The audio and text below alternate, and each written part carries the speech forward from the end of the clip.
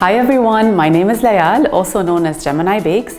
If you have a sweet tooth, then this recipe is for you. I'll be making cinnamon rolls with Bayara pecans, date syrup and cinnamon powder.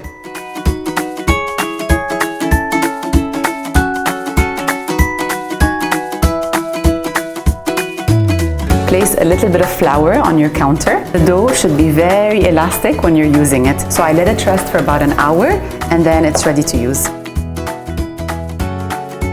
Your dough shouldn't be too thick or too thin. A little bit of brown sugar.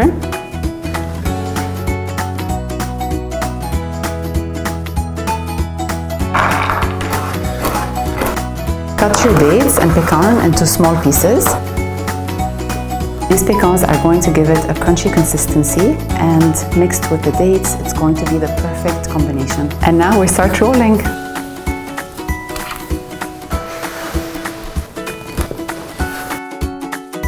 And now we bake them at 180 degrees for 25 minutes.